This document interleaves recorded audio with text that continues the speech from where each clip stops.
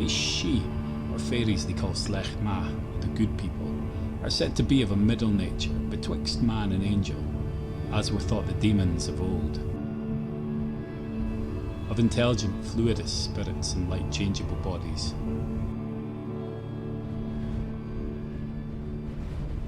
They removed to other lodgings at the beginning of each quarter of the year, so traversing till doomsday.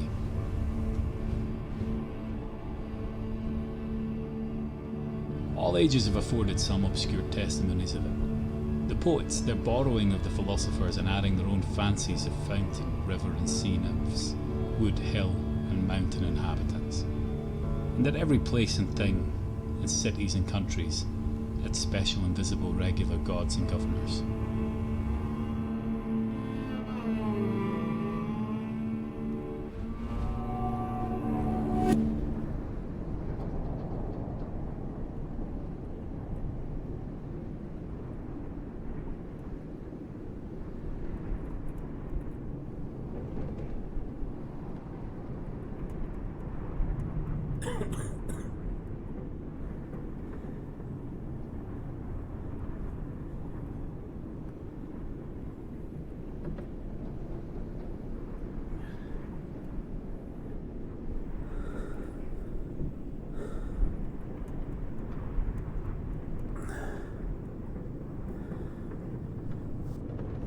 Oh, holy fuck. Oh.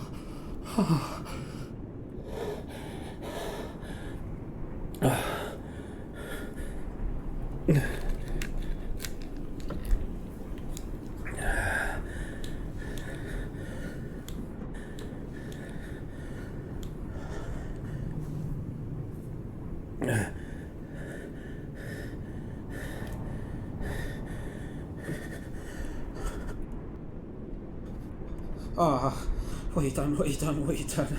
Oh no.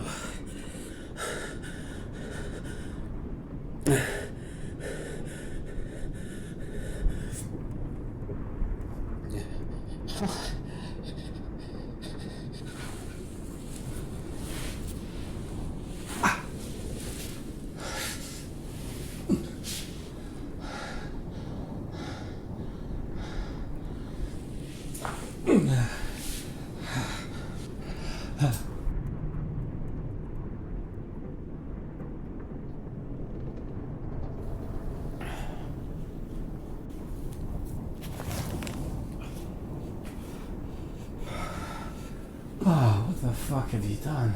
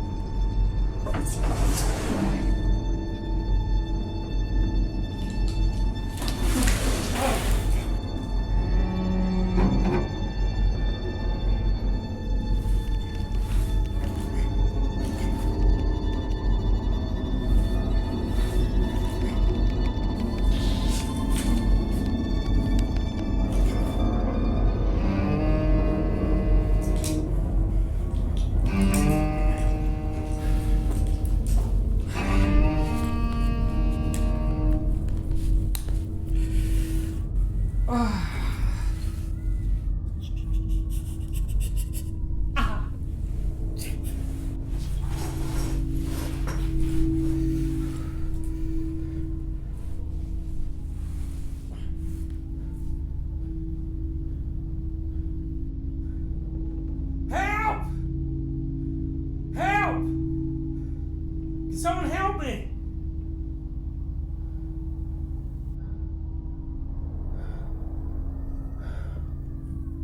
No, obviously not.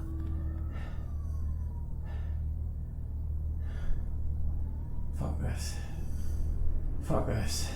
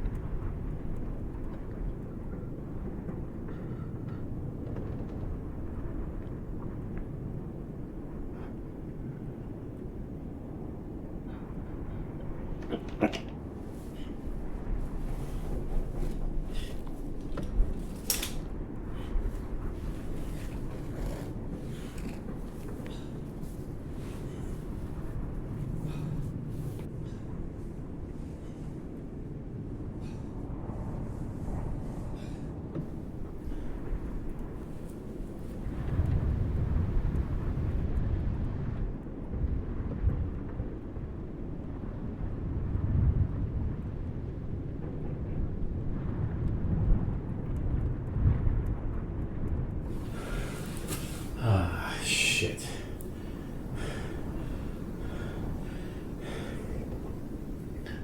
You're in a bothy.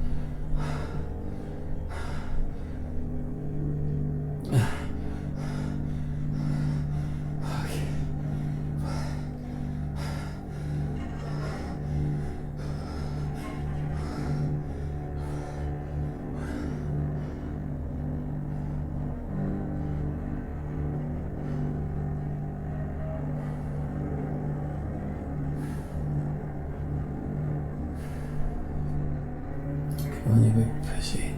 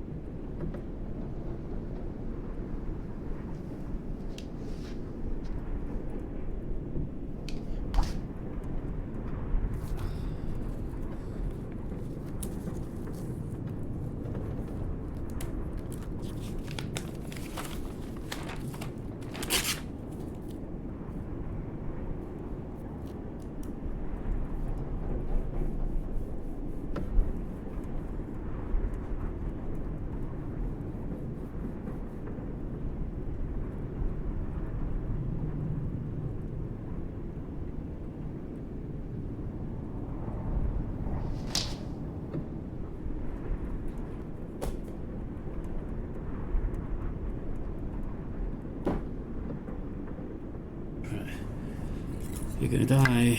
You're gonna die. You're gonna die. I'm not gonna die. You're gonna get an infection. Your blood sugar's low. You're gonna get a sore head. You're gonna get a cold. Now I'm gonna get the fire on. I'm gonna find water. Probably gonna die though.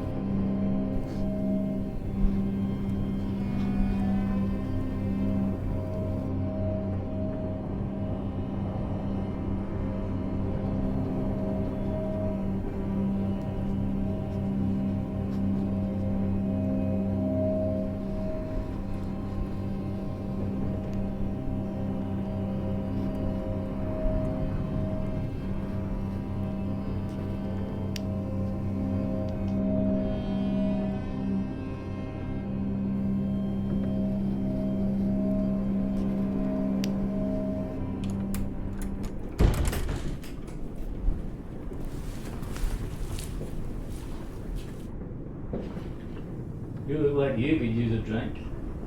I need help. Seriously, I'm injured. I've got a leg injury. Can you get help? Good God, man, what have you been up to? I've got a puncture wound. Tried to stitch it up and dress it, but I don't really know what happened. I must have taken a big fall. And the sheep? The sheep wasn't involved. What do you remember? Nothing, really. I remember camping last night, and I was planning to climb, but I don't know, it was hazy. You remember how you got here? You recognise me? I'm sorry, I can't really see anything with these, but I've lost a lot of blood. I need you to try and get some help. I think I've managed to stop the bleeding, but the infection risk is growing by the hour. You stitched yourself up? Yeah, I needed to stop the bleeding. Deeper down there's a hematoma that needed unplugged. Otherwise there might have been lasting damage, which there might still be. Have you got a phone? You don't remember me? No, I don't know what you're talking about. I don't remember anything. I'm here, I woke up here, I've obviously fallen and I need some fucking help here. You need to calm down. Help is on its way. I brought you here. You're up in the quarry in Bray Riot. That's where you were climbing. I was down in the valley and your mate called me over.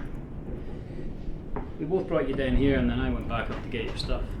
Have you got any water? Water, yeah.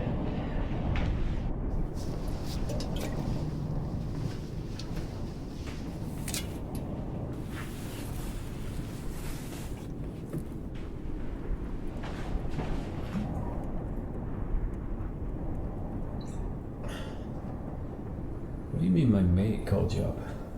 Your co-walker, you know, the guy you were with. Who's this? The guy you were climbing with. I wasn't climbing with a guy. I was solo climbing, I was solo top roping. Well, he said he was with you. You had a harness, rucksack, all that. No, I was on my own. I remember that. What did he look like? It looked like you. Have you got a phone? I don't own a phone. But like I say, your mate, he went for help. He'll be up at the pools a day about now. I went up to get your stuff, but that was about 2 hours ago. Where is this anyway? This is Kurur Bothy. Shit. We're way down there. The Larrigru. Yep. Did you say you went to get my stuff? Yeah, I couldn't find it. And what you do remember, do you remember seeing anyone around? Someone might have cut my rope. What did you see? I didn't actually see anyone, but I kind of got the impression someone had been about. Your stuff wasn't where I left it. I had a good look round, but I couldn't find it. I kind of felt like I could hear someone, but I can't be sure. Little chairs in this bothy. I think they all went on the fire. So you think there's someone else up on Bray Riach? Was it not worth trying to get some more help?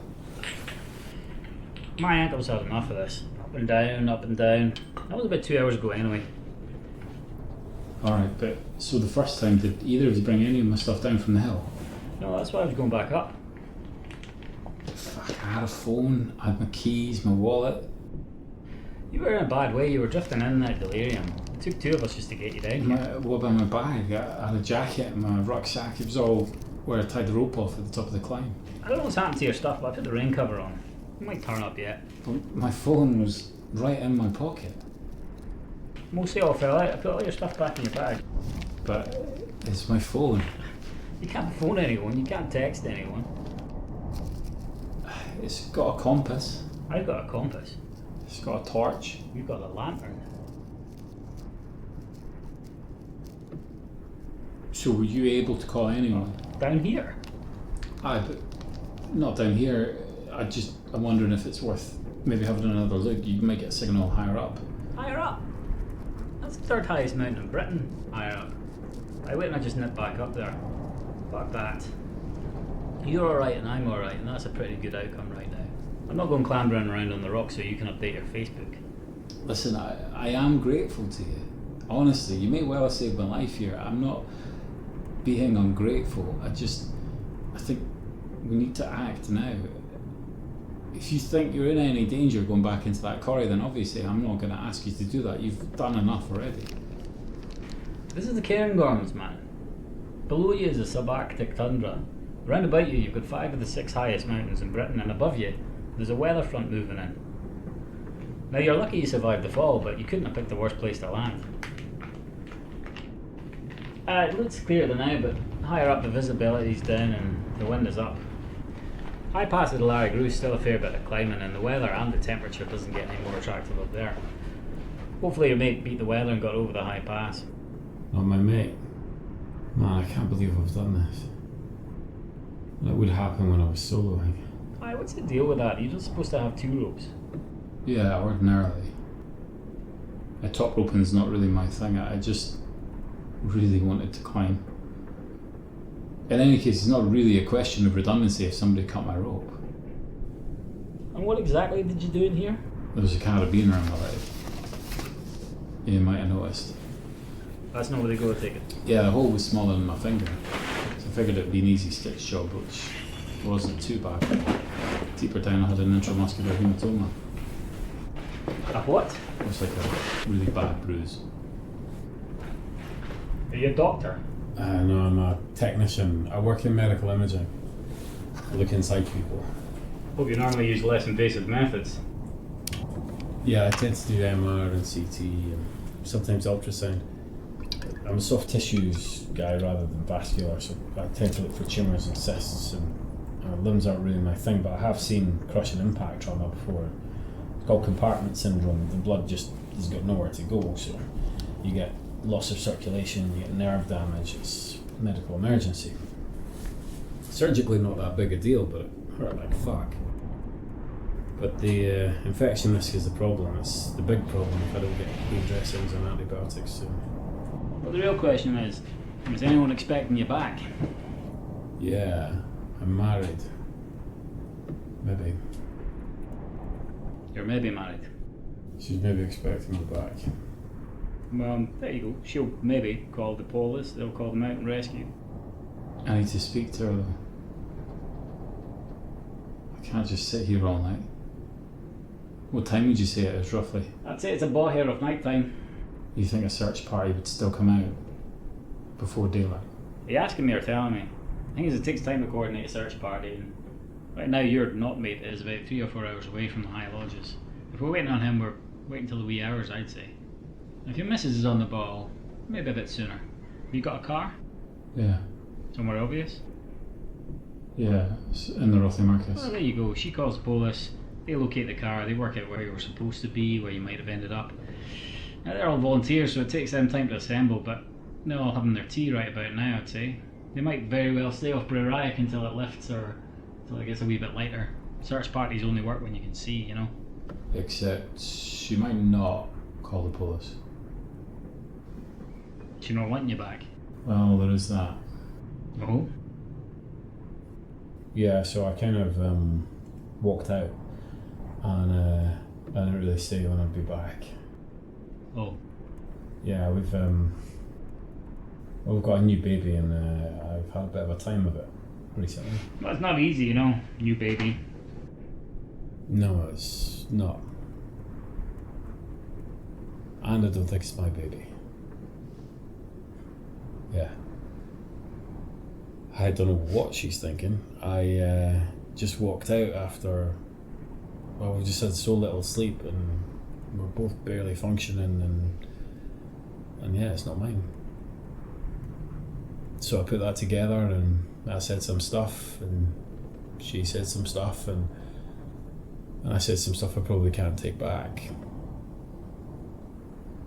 So yeah, I'm here now. Wasn't even planning to come here. I had my gear in the car. I haven't climbed for ages. I'm kind of out of shape. But yeah, I just thought, you know, when you're on a rock, you just kind of focus on what's in front of you and it forces you to focus. So I thought, like, I'll get to the top, I'll unclip and it'll just be me. I can make a decision. Have you made a decision? Yeah. I don't know. Yeah. Yeah. I don't want to be here anymore. I don't want to be alone. I don't want to die alone. So yeah. Yeah, man, I'm going to see them again.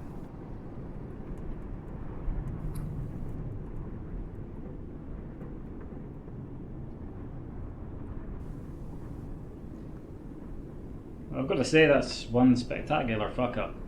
Well, what do you want me to say? Yeah, I'm selfish. Yeah, I look at myself now and where I am, and that I walked out having said stuff, and I fucked up, and I'm selfish, and I am sorry, and now it's all on me, and I don't know why I'm telling you this. Fucking, why are we even talking about this? That's why we have stories, my friend.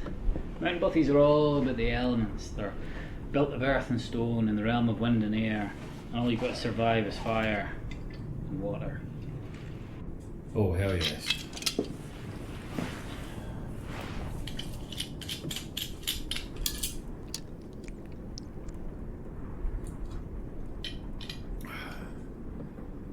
Anyway, I don't want to dump all my problems on you. I've already dragged you into enough. Ah, that's alright, I wasn't busy. In any case, you're the one that got dragged. Speaking of that, you didn't happen to find the end of that rope out there and give it a pull, did you? Just after I came to, I got dragged across the floor. It was like somebody was on the end of the rope pulling at it. Deer? I weigh close to 100 kilos. Reindeer? Man, I feel sick. Whiskey was a bad idea. I'll be nauseous. You haven't eaten anything and well, that's the blood thing, but try not to think about that. Yeah, it's kind of hard not to think about that. Especially now the circulation's back, my leg's killing me. Might actually be killing me. I haven't got any food, by the way. If the situation gets desperate, I'll just have to eat your leg. What's a protein in a leg? Maybe 50,000 calories? Maybe you'll live off that for 10 days and not lose any weight. I think I'd lose weight. Yeah, well, initially. Makes you think, though. Everyone's heard of Sawney Bean, famous cannibal. Used sea salt to cure his meat. Not everyone knows that there was another cannibal that lived before Sawney Bean called Christy Cleek. He didn't use the sea salt. Now, he was a butcher from Perth. Said he turned to cannibalism during a great famine. But his secret wasn't the sea. He lived up in the mountains and the Grampians. Quite cold up there. You know, there's a patch of snow on that there hill that you just fell off that never melts all throughout the year. One could keep one's meat quite fresh up there. You're not eating my leg. Spoil sport. I was kind of hoping there'd be a tin of beans or something. Ah, you're not supposed to leave them because of the rats. But they're a mixed bag, like, there's one in Penminnoch, it's all pots and pans and even a guitar hung on the wall. You're not meant to leave these sleeping bags either. Against the bothy code. Rats come in, eat the food, one of them gets the guitar down, the rest of them snuggle up by the fire. Well, even if there's no rats, we might still get some company tonight, I suppose. Ah, this is usually a busy bothy. I might have to share your hospital bed yet. I like bothies. They're like a metaphor for Scottish culture. You know, we're a culture of lost and reclaimed traditions built from the gaps that other people have left behind. Like the Gaels and the Picts after the Romans and Vikings, and steel and the coal, shipyards after the Tories, and Highlanders after the English landowners. You know, we're built from the remnants of other people's empires, and we meet in these shells and we share a whiskey and we know what it feels like to be Scottish. It's a fireplace. That's the beating heart. You know, if you're working class, fireplace was a place to come and gather around and share stories, no questions asked. There was a famous fire known as the Craigallon fire. It's called the fire that never went out. Burned continuously day and night for 20 years on the banks of Craigallon Loch, just north of Glasgow. Burned from 1920 to 1940, right through the Great Depression up to the start of the Second World War. It was kind of a beacon really for the working class, people that wanted to know more about the outdoors but couldn't afford a hunting lodge or a fishing lodge. Just a penny for the tram ride to Mulgai, and then a short hike on from there and you could join 20 or 30 people by the side of this famous fire. Helped sow the seeds of socialism and outdoorsmanship. Members of that fire, many of the famous mountaineering clubs, and the basic constitution for outdoor access was formed. Fire never really died out, it just moved into places like this, and invitation came by word of mouth. Yeah, until the internet came along, I suppose. Now everybody knows they're here. There's still a few secrets left. Well, I take your word for it, but I can't help feeling like bothies have kind of had their day. This is the guy who owes his life to one. You know, I know someone that found a body in one of these things. Oh great, tell me more. Well, it wasn't a bothy, like, it was just a shelter. You know, like the one that stalkers use. It's like a doorway and a pile of stones, really, a house. So he found this old boy that had been up there all winter. Nasty. He'd been missing since September. He'd maybe got injured or maybe just fancied a night under the stars. So he had one of the plastic polythene bivvy bags that had him mummified.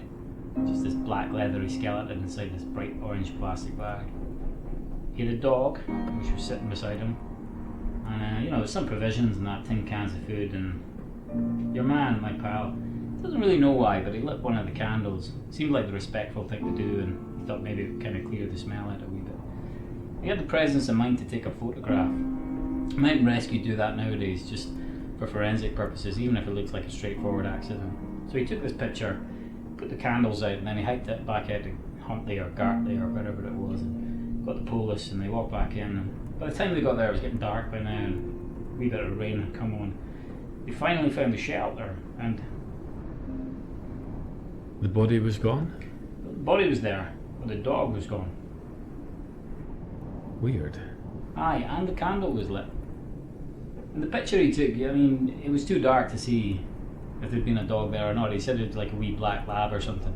And you wouldn't have been able to see it. I mean, the dog might not have been dead, but how would it still be alive? Is this another story about eating people? Ah, no, he was intact, but... Could I get another drink of water? Yeah, I'll get a refill.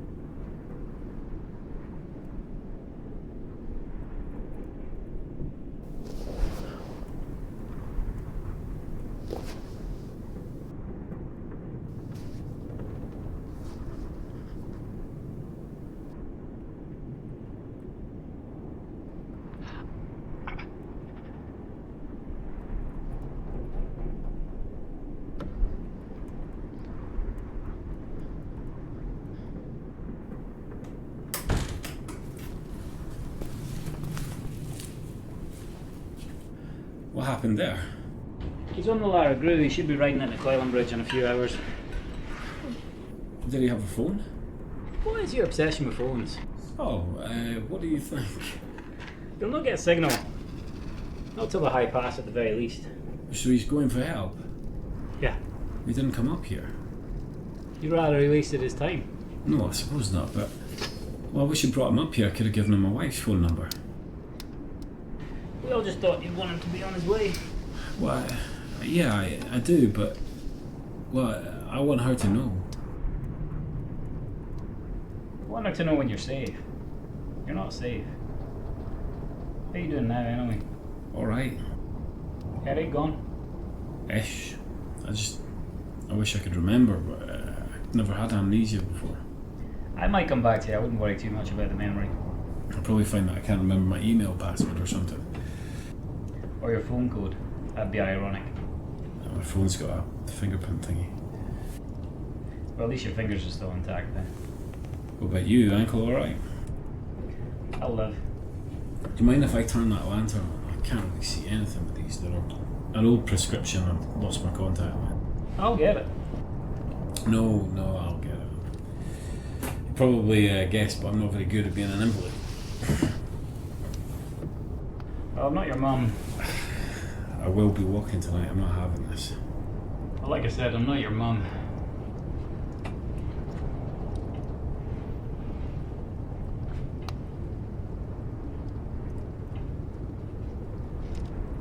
What is that all about anyway?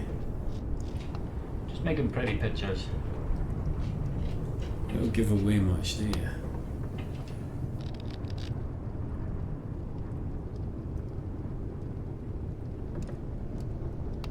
Yeah, the pics never gave away much.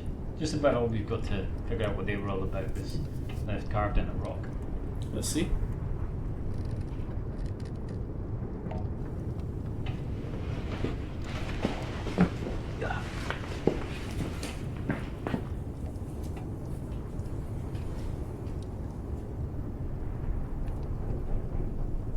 Nice.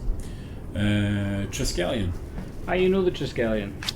Yeah, it's a symbol of advancement, progression, evolution. Yeah, that's right. I mean, there's many interpretations, like, but my take on it is that one of those spirals there represents a man's actions, like the things he does to the world and the people around him. The second one is like the changes in the people or the changes in the world that have been caused by his actions. You know, the causality, the ripples. And the third one, well, that's the changes back in himself, reflected from the changes he's made to the world. Now, the earliest of these are carved in tombs. There's a single spiral carved in the footstone at the door of this building. I don't suppose you'd have noticed that when you came in, like. On its own, single spiral represents life or the life force or energy, you know. It'd be safe to say one on its own like that would be a protection symbol. Yeah, well, I need all the help I can get tonight. Why stone? It endures, you know.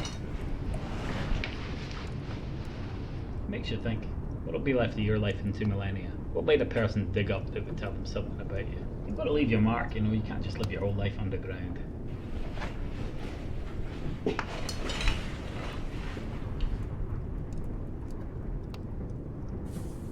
Yeah, I think I might be glad if I leave no trace. That's a bit bleak. Well, that's not the point nowadays, you know, to be carbon neutral, to lessen your impact, to leave no trace. You're not one of these anti-cairn people, are you? Anti what? You know, cairns. Big piles of stones on top of hills. Cairns, yeah, I'm not fond of them. I know people like to get to the top of a hill and pick up a rock and put it on a pile and say, I was here. I don't know, it's a strange thing to do when you think about it. You come to a place revered for its wildness and you're going to build something. It's like a mark of arrogance or dominance over the landscape, I think. Or it's just hill culture. Well, yeah, that's what people say, but I don't know, I thought hill culture was about preserving and respecting and appreciating the wilderness, you know? It'd be pretty handy in the mist too. Yeah, but so would a sign, and you wouldn't dream of putting one of them up. You know, and don't get me started on those little stone stacks. People even debate the house and the shelters. They say that, you know, if they weren't up here, people wouldn't die looking for them. And personally, I'm alright with the shelters, but take the bloody cairns down. You get to the top of a hill and it's just there, this indelible reminder that you're just one in a long line of people to reach the summit. Monument to the Victorious. Although in the old days it was the opposite. I mean, there was like a ancient Highland tradition where the men heading out to battle would take a rock, put it on a pile, create a cairn, and the size of the cairn would say something to the scale of the battle. Men would all be out doing their fight, and when they came back they would take a rock off the pile again. And so the ones that remained represented the warriors who'd fallen, and then the cairn became a monument to the dead. It was a different kind of monument I was looking for today. What up on Bray? Was it my rucksack? Hi. Your rucksack's sitting up there somewhere as a monument to the nearly dead. No, it was one of these air crash sites. I've been looking for this one for a while. On the southern flank. Walmer. Oh yeah. Much left? There's a wee bit of a tail section from an Oxford, a little bit of fuselage and an engine scattered over a fair bit of ground actually. Kind of easy to salvage from loose parts, you know.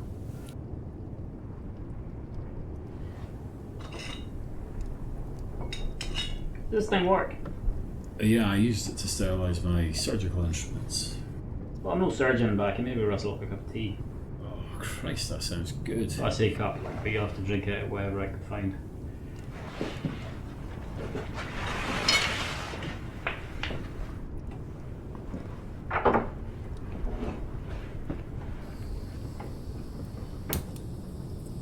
You ever been in an airport lounge? Yeah, of course. Yeah, not a departure lounge, like a proper lounge.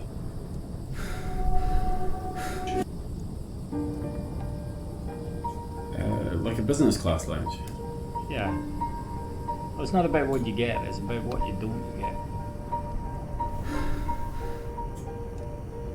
get. You mean they're quiet? Yeah, they're quiet, they're peaceful.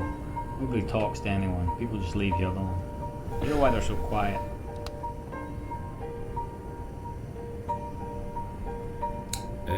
Yeah, well, people are working. Yeah, I mean, they're business people are on laptops and stuff. Yeah, they're quiet so they can think. Silence has become the commodity. Space to think is reserved for the privileged. You see the same with these ostentatious houses. They're all about space and light and silence. And poor people have to come out here. It's the way it's always been. It's the same with museums and art galleries and libraries. They need space and light and silence so people can think. Churches too. The brain just doesn't work in small dark places.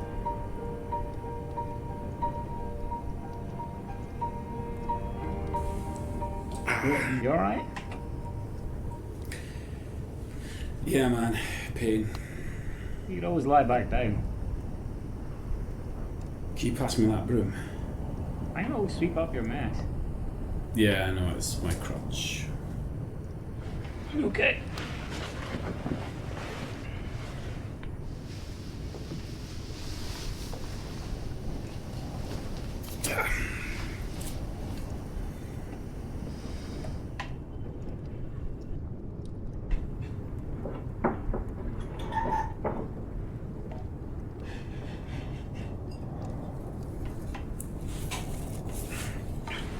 If it's not a silent contemplation, I guess people come here for the risk. Yeah, well, I'm not one of those people. I know it seems a bit reckless, solo top roping with one rope. That's fucking stupid, actually, but in all honesty, I feel safer on a rock than I do in a city. Oh, I get that. I mean, you walk down the street in a city and you could get assaulted, mugged, attacked by a big hairy dog. You know, if any of those things happen, you're kind of taken care of. Yeah, but all those things that can help you out in a bad situation are the same things that can cause your problem in the first place, you know. Sure, people can go and get you help, but it was probably people that caused your problem, and you wouldn't need a vehicle to take you to hospital if you hadn't been hit by a vehicle, you know. That's true, but I don't think I agree with you. You're saying that by taking away all the people and the whatever, that you're actually safer out here. Well, I didn't get hit by a bus, or mugged. You know, you don't remember anything. Yeah, that's true. Maybe you mugged me.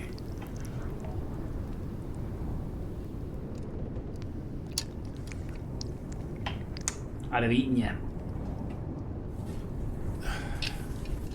But you think it's a calculated risk, a managed risk, because you can rationalise what's out here and you can deal with those things. Yet here you are. Yeah, in fact, it's escaped neither of us. And yet here lies the mummified remains of an old man and an RAF bomber. Yeah, well, exactly my point. I mean, they all died as a result of things that they knew were out here. They just failed to avoid. Those two planes on Breraig. Two plane crashes almost exactly a year apart. And there's another one on McDewey as well. From the right spot you can almost stand and see all three crash sites. These planes were used to dealing with the challenges of terrain and extreme weather. My point is that this place is a wee bit different. You never quite know what you're going to encounter. Yeah, I know about the planes, but that's just weather, right? Everything you've mentioned is down to extreme weather, which can just happen. Weather's one thing, but it's not usually the thing. It's just one thing. I think we're complacent because we live our lives in supposedly more dangerous circumstances. You can fall off something high in the city, you can freeze to death out there as well. That environment has all the same risks as this one, but it's infinitely more unpredictable, yeah? Yeah. Yeah? Yeah. And that's exactly what I disagree with.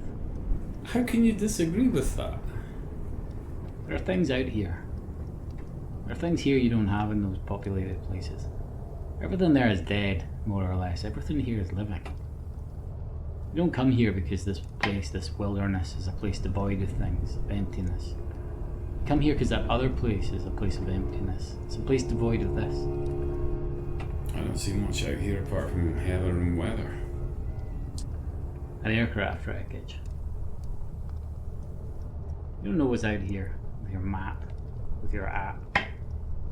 This place is a system, infinitely more complex than the civilized world back there.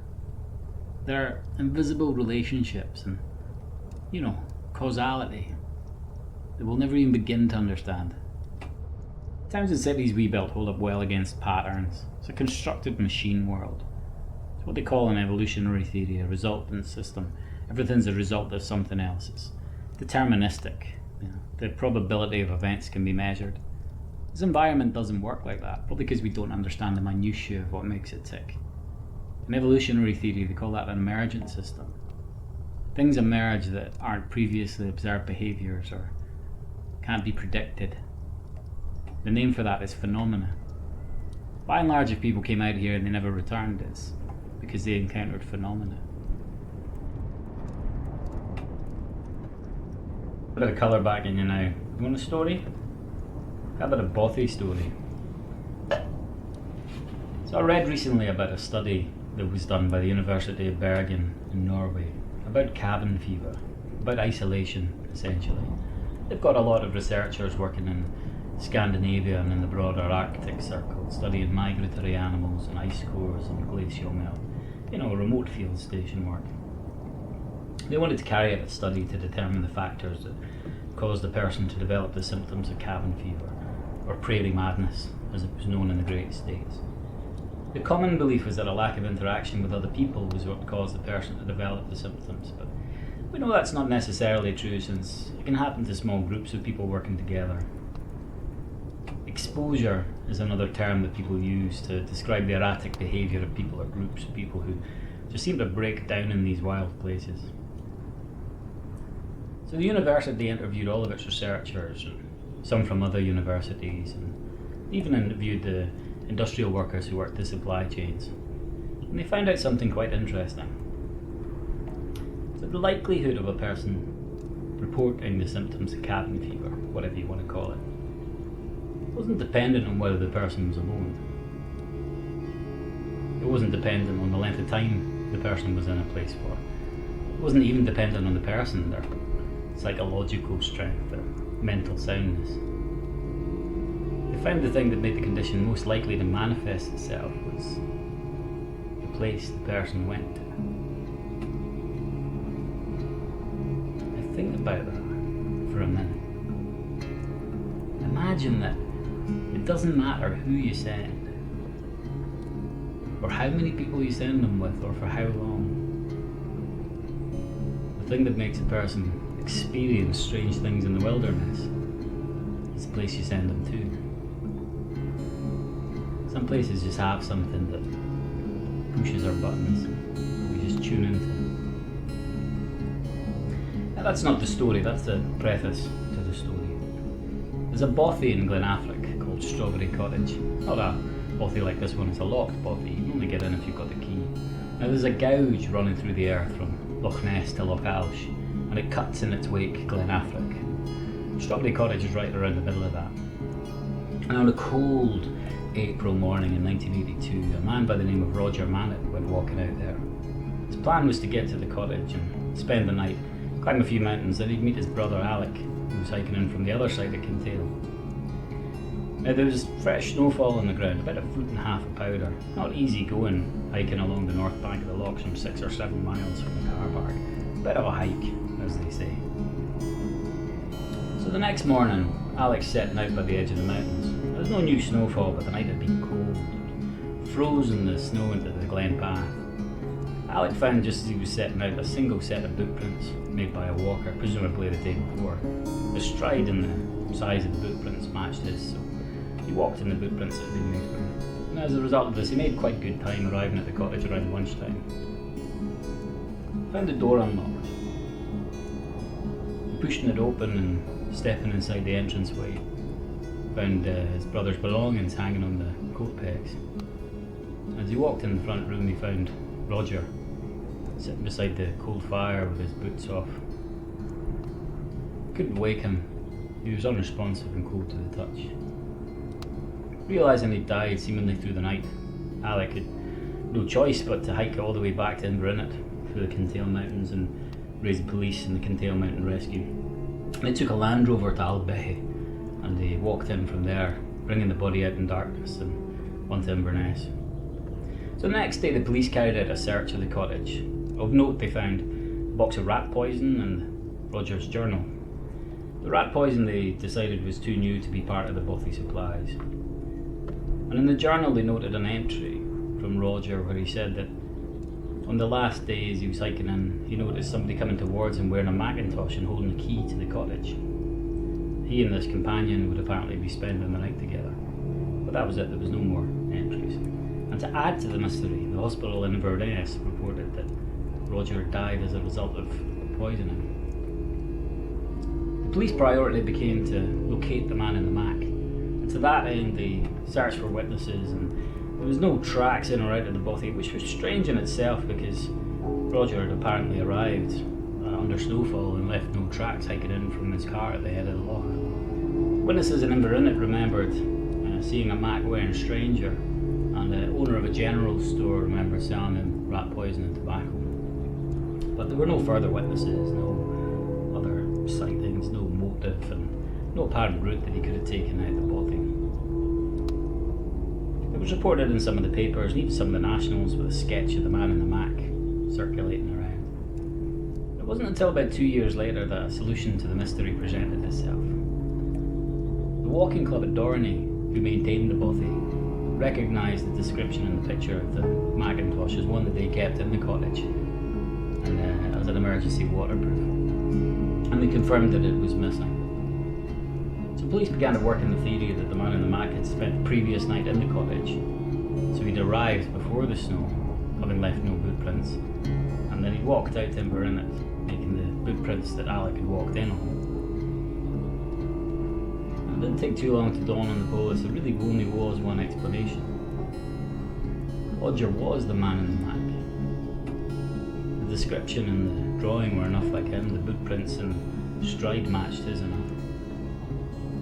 For reasons that we'll never fully understand, he seemed to have arrived at the cottage a day early, before the snow, taken a Mac from the cottage, hiked out to Inverness, bought rat poison and tobacco, hiked back in, lit the fire, burned the Macintosh, and then poisoned himself.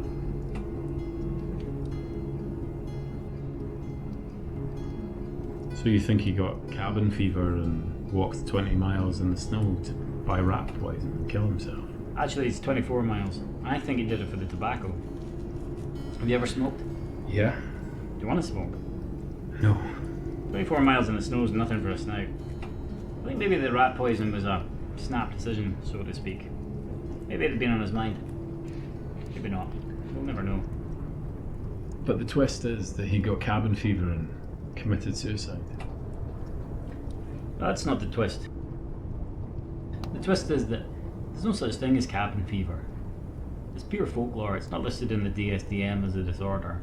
There's no clinical description for it. There's not a medical professional in the world that recognises it as a condition.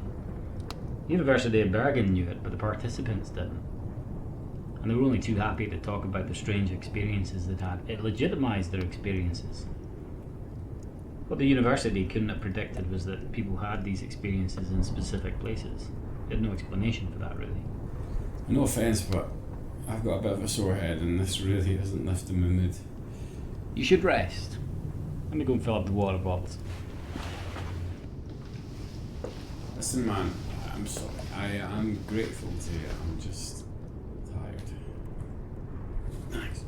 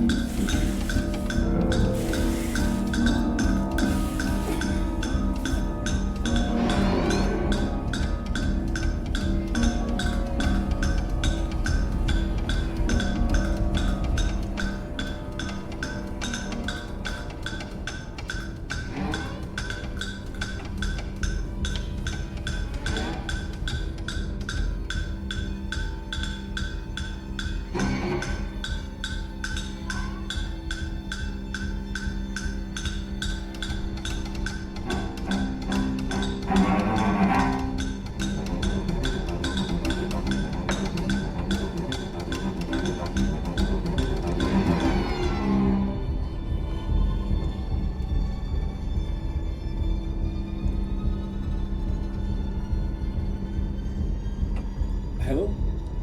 Hi, yes, I need help. I need mountain rescue. I'm in the Cairngorms. I had a fall. I'm a climber. I had a fall on a mountain called Bruriach, and I'm at a bothy called Carúr Bothy.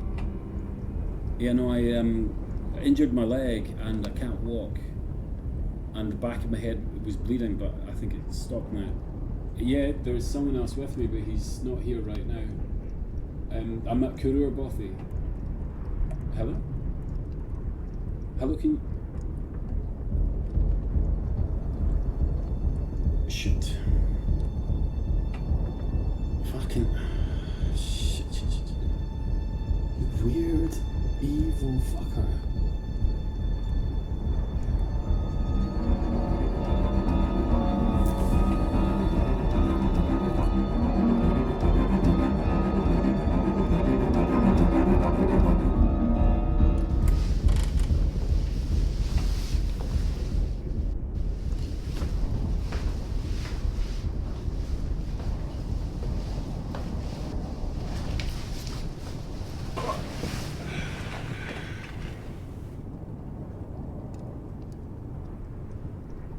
I found my phone. Really? Where did Yeah. that turn up? It was in your bag. Strange. I thought so. Must be your mate. I think you had it in your hand when we found you. I was gathering up all your stuff and you must have packed it away in my bag. And not said anything? There was a lot going on. That's good that you found it though. Did that work out for you? Yeah. But down here? Down here? That's good, so you made a 999 call. Yeah, I did. I sort of remembered that you get this emergency call function so you can use any network available. Kind of increases your chances of getting through to someone. Ah, good stuff. It's just a matter of time then. We should enjoy the fire and the whiskey.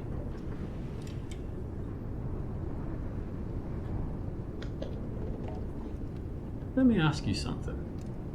What were you really doing up here? Oh, when you were up in the quarry? Yeah, you said you were looking for aircraft wreckage, but you got the plane type wrong. Did I? You said it was an Oxford, it was a Bristol Blenheim. And then you told me that you came up from the Lara Groove to help, and that's a fair way off the mountain. I'm just wondering. I'm a bit of a bullshitter, I'll grant you that. The truth is, I leave it strange for some people. You might hear looking for something a wee bit in the category of you wouldn't understand.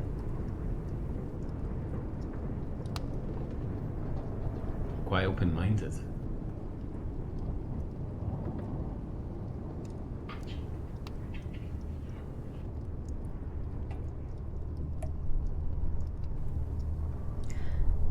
You ever heard of Amphir Leathmore?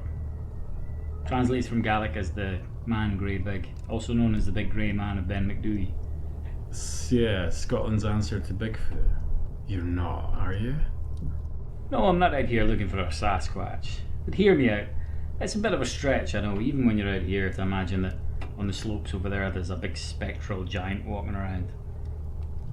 Yeah, I kind of file that in the same category as the Loch Ness Monster. It's easily dismissed.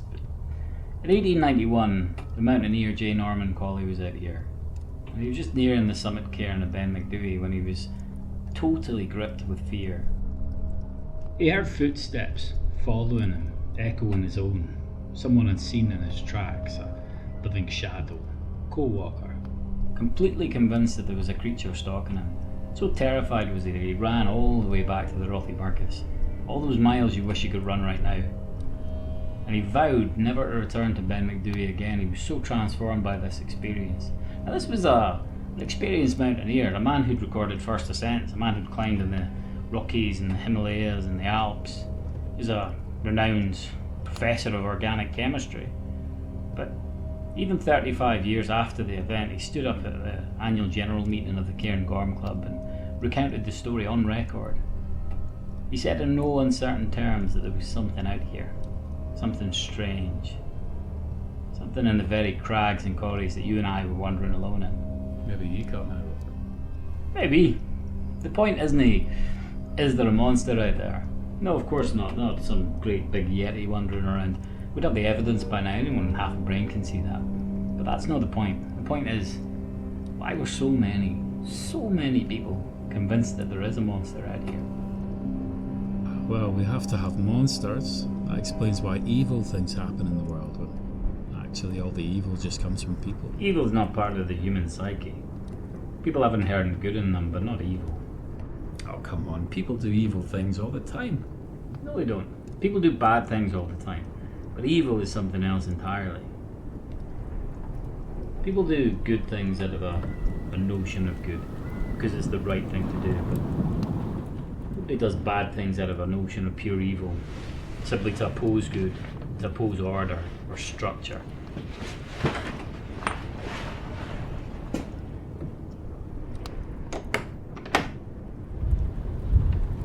People do bad things for generally selfish reasons, or because they're too weak or cowardly not to. That's not evidence of evil. Evil exists like an independent force, similar to the force of nature that you just described. It exists simply to oppose everything you just described. No, that's shite. That's just cognitive dissonance. People can't accept that we're capable of good and evil simultaneously. Why does it have to be an opposite to the natural order? It's not an opposite, it's an opposition. There's no evidence for any of this. There's not a shred of tangible evidence for anything you're talking about. I'm sorry, but people getting the fucking heebie-jeebies in the middle of nowhere isn't evidence of malevolent forces. The evidence is all around you, you just don't see it. How's your leg now? Better, I think the whiskey's actually helping. Good. We'll come over and get some more. Hand me that book while you're at it. The Secret Commonwealth.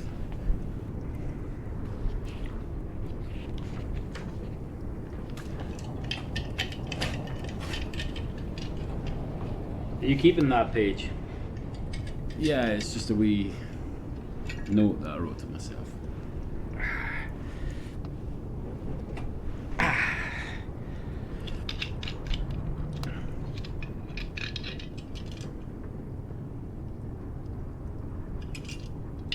Well, it's quite a blend of single malts you've got there. And rat poison. It tastes peaty.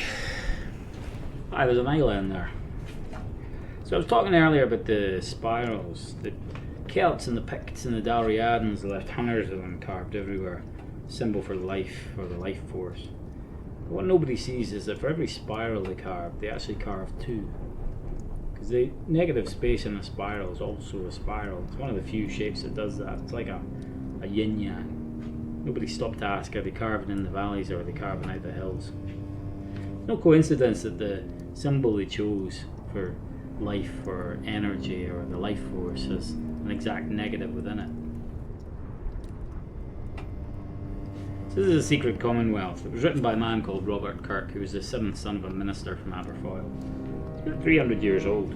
Not this particular volume, obviously. These Shi, or fairies we call Slech Ma, or the good people, are said to be of a middle nature betwixt man and angel, as were demons thought to be of old, of intelligent, studious spirits of light, changeable bodies, somewhat in the nature of a condensed cloud, best seen in twilight. They removed to other lodgings at the beginning of each quarter of the year, so traversing till doomsday, being impatient of staying in one place and finding some ease by sojourning and changing habitations. Their chameleon-like bodies swim in the air, near the earth, bag and baggage. And at such a revolution at a time, seers, or men of the second sight, have very terrifying encounters with them.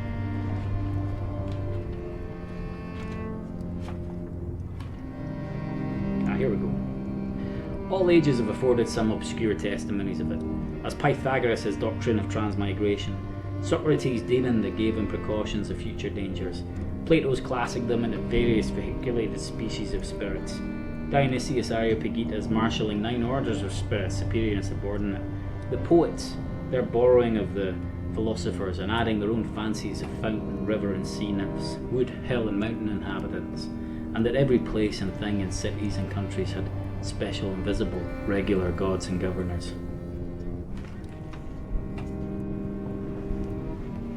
Inadmissible. That's very nice, but that's just evidence of imagination and creativity.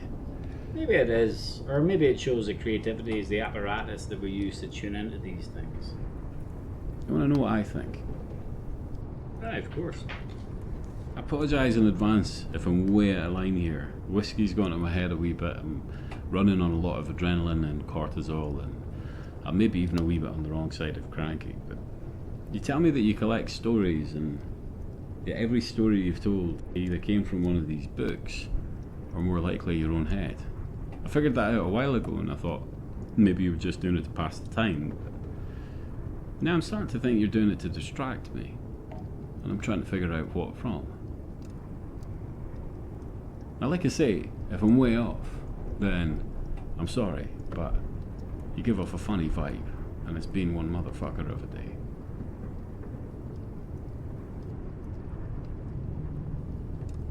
There's something out there. Something on the other side of that door. Something looking for you. Is that a reindeer? No.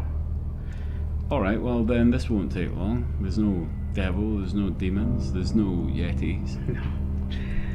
No, there's no yetis.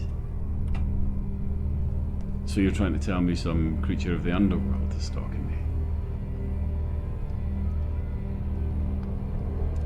Yeah. Maybe I should arm myself. Or maybe I should. And so, well, this is, what is it, a demon? The good people. Yeah, demon, or Kirk called them the abstruse, the subterranean inhabitants. Alright, so this demon is out there stalking me, and you're what, my guardian angel? No, I'm on his side. And yet you pulled me out of a quarry and brought me to safety. Safety. Except I didn't pull you out of a quarry. You pulled yourself out and got yourself here. You dragged that rope and waterfall the fairway too. I figured you'd have remembered that sooner or later. In fact, I thought you already had. I found you at the door. Apparently the door was a bit too much for you. Kind of had a head first, I think. You had the phone in your hand. You were semi-conscious, pretty much drifting away, so I took the phone off you. Why the fuck did you tell me that you left it on the mountain? What else have you lied to me about?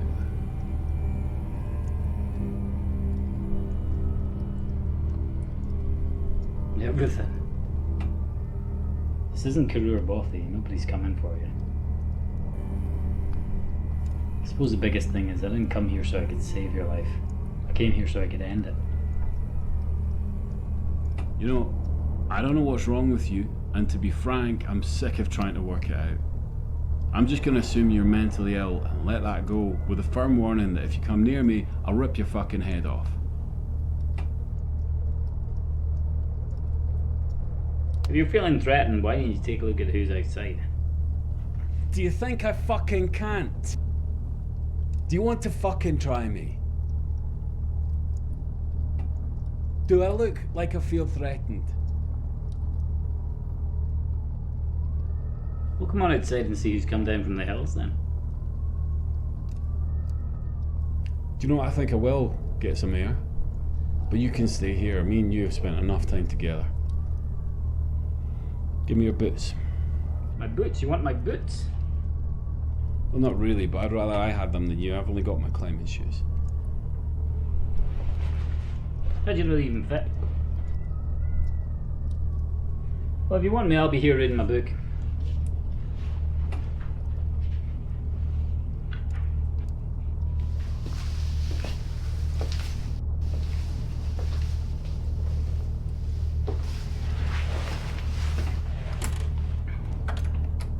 Some men of that exalted sight, whether by art or nature, told me the scene of these meetings a double man.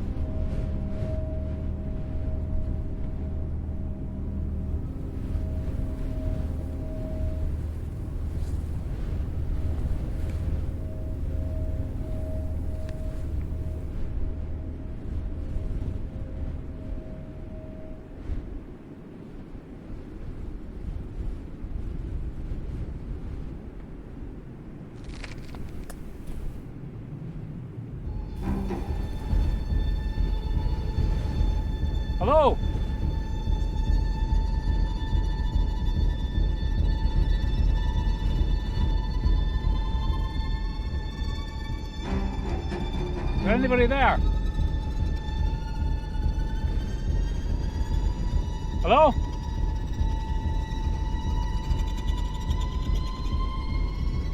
Of course there isn't, you fucking idiot.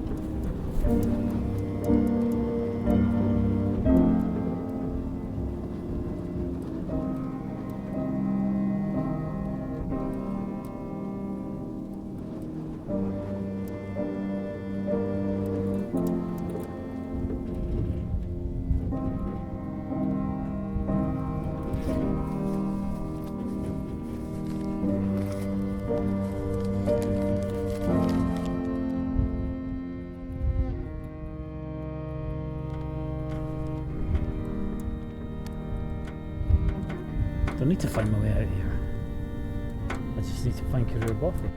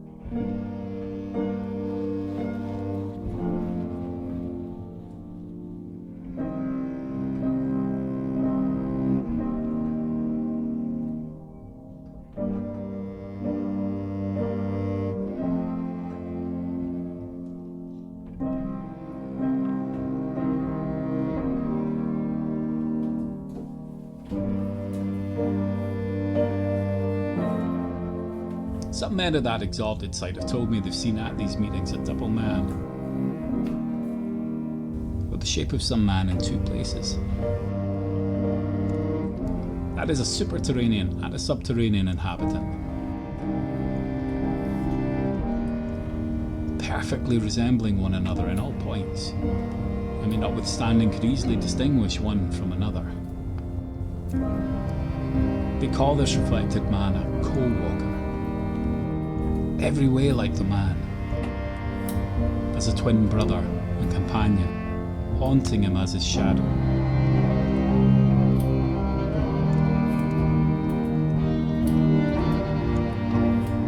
Seen and known among both before and after the original is dead.